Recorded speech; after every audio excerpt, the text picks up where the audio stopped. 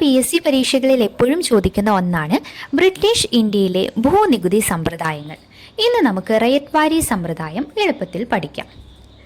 Captain Alexander read ഇദ്ദേഹമാണ് 1792 മൈസൂർ യുദ്ധത്തിന് ശേഷം ബ്രിട്ടീഷുകാർക്ക് ലഭിച്ച ബാരാമഹൽ എന്ന സ്ഥലത്ത് ഈ സമ്പ്രദായം ആദ്യമായി പരീക്ഷണാടിസ്ഥാനത്തിൽ നടപ്പിലാക്കിയത്. ഇനി സർ തോമസ് മൺറോ, അദ്ദേഹം അലക്സാണ്ടർ റീഡിൻ്റെ സഹായിയായിരുന്നു. ഇദ്ദേഹമാണ് പിന്നീട് ഈ സമ്പ്രദായത്തെ പരിഷ്കരിക്കുകയും 1820 മദ്രാസ് ഗവർണർ ആയപ്പോൾ മദ്രാസ് പ്രസിഡൻസിയിലുടനീളം നടപ്പിലാക്കുകയും ചെയ്തത്. അതുകൊണ്ടാണ് റേറ്റ് വാരി സമ്പ്രദായം എന്ന് കേൾക്കുമ്പോൾ സർ തോമസ് മൺറോയുടെ പേര് പ്രധാനമായും ഓർമ്മിക്കപ്പെടുന്നത്.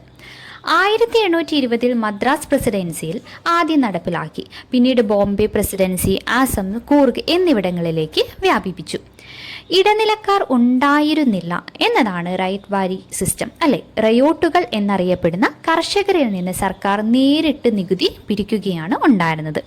ഇവിടെ ഭൂമി വിൽക്കാനോ പണയപ്പെടുത്താനോ പാട്ടത്തിനെടുക്കാനോ ഉള്ള അവകാശങ്ങളുള്ള ഭൂ ഉടമകളായിരുന്നു കർഷകർ. എന്നാൽ അവർ ഉയർന്നതും ഇടയ്ക്കിടെ പരിഷ്കരിച്ചതുമായ നികുതി നിരക്കുകൾ നേരിട്ടു. ബ്രിട്ടീഷ് ഉദ്യോഗസ്ഥർ ഓരോ കർഷകന്റെയും ഭൂമി സർവേ ചെയ്ത് അവിടുത്തെ മണ്ണിന്റെ ഗുണനിലവാരവും ഉൽപാദനക്ഷമതയും നോക്കി ഒരു നിശ്ചിത തുക നികുതിയായി നിശ്ചയിച്ചു. കർഷകർ ഈ തുക വിളവെടുപ്പിന് ശേഷം പണമായി തന്നെ സർക്കാരിലേക്ക് അടയ്ക്കണം. ആ വർഷം കൃഷി നാശമുണ്ടാവുകയോ അല്ലെങ്കിൽ വിളവ് കുറയുകയോ ചെയ്താലും നിശ്ചയിച്ച നികുതി പണമായി തന്നെ അടയ്ക്കേണ്ടി വന്നു. ഇത് കർഷകരെ വലിയ കെണിയിലാക്കി. നികുതി അടയ്ക്കാൻ പണമില്ലാത്ത കർഷകർ പണമിടപാടുകാരെ ആശ്രയിക്കുകയും വലിയ പലിശയ്ക്ക് പണം കടം വാങ്ങി കടക്കെണിയിലാവുകയും ചെയ്തു. ഇപ്പം ഏകദേശം ഇന്ത്യയിലെ ബ്രിട്ടീഷ് ഭരണത്തിന് കീഴിലുള്ള മൊത്തം പ്രദേശത്തിൻ്റെ ഒരു 51% ഇത് റേറ്റ് വാരി സിസ്റ്റത്തിൽ ഉൾപ്പെട്ടിരുന്നു.